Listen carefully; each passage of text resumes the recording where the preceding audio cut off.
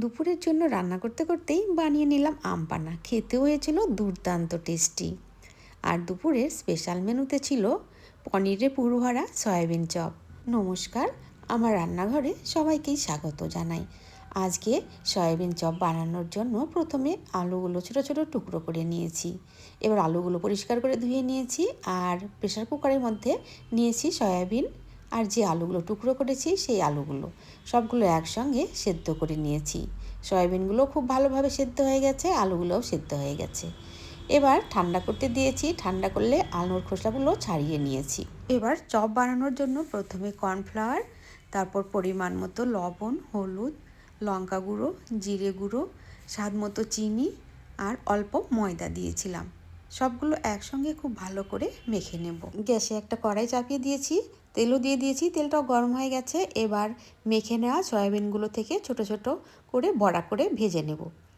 বড়া ভাজা হয়ে গেছে, উঠিয়ে নিয়েছি, প্লেটে রেখে দিয়েছি।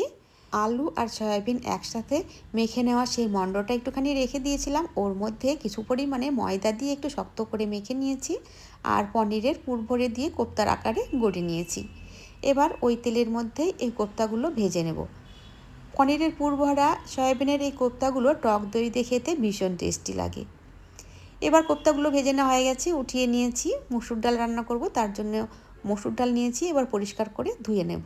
মসুর ডালগুলো ধুয়ে নেওয়া হয়ে গেছে, ওর মধ্যে দিয়ে দেবো পেঁয়াজ কুচি, পরিমাণ মতো লবণ, সর্ষের তেল, হলুদ দিয়ে সব কিছু দিয়ে খুব ভালো করে মেখে নেব।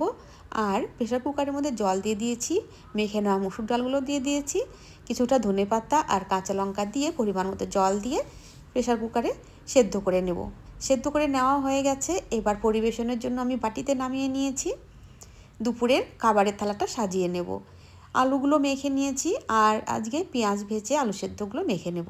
তার জন্য পেঁয়াজগুলো ভেজে নিয়েছি, কাঁচা লঙ্কা, পরিমাণ মতো লবণ, সর্ষের তেল দিয়ে আলু সেদ্ধগুলো মেখে নিয়েছি। পনিরের পুর ভরা সয়াবিনের যে কোপ্তাগুলো বানিয়েছি ওর মধ্যে দেওয়ার জন্য টক দই নিয়েছি, পরিমাণ মতো লবণ আর চিনি দিয়ে মেখে নেব।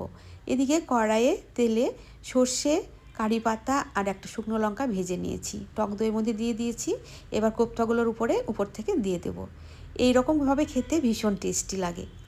এবার খাবারের থালাটা সাজিয়ে নেব। কোপ্তাগুলো দিয়ে দিয়েছি, একটা সেদ্ধ ডিম, 1 চামচ ঘি, অল্প পরিমাণে লবণ, একটা কাঁচা লঙ্কা, আলু সেদ্ধ, ডাল আর এই কোপ্তাগুলো দিয়ে থালাটা খুব ভালো করে সাজিয়ে নিয়েছি।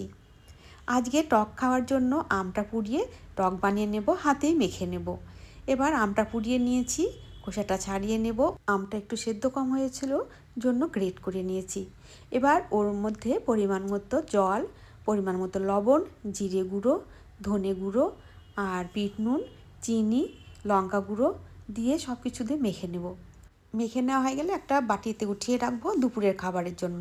আম পোড়ার এই টক খেতে ভীষণ টেস্টি লাগে। দুপুরে খাবারের সঙ্গে খাওয়ার জন্য রেখে দেওয়ার পর বাকিটুকু নিয়ে আম পান্না বানিয়েছিলাম। একটা গ্লাসে কয়েকটা আইস কিউব নিয়েছি আর ওই বানানো টক থেকে কিছু পরিমাণ টক ওই আইস কিউবের মধ্যে গ্লাসে দিয়ে দিয়েছি। এবার পরিমাণ মতো জল দেব, পরিমাণ মতো লবণ, জিরে গুঁড়ো, বিট নুন আর একটু লঙ্কা গুঁড়ো দিয়ে মিশিয়ে নিয়ে খেতে ভীষণ টেস্টি লাগে। একবার খেয়ে দেখে বলবেন কেমন লেগেছে আর আমার রেসিপিগুলো কেমন লাগলো অবশ্যই জানাবেন। ধন্যবাদ।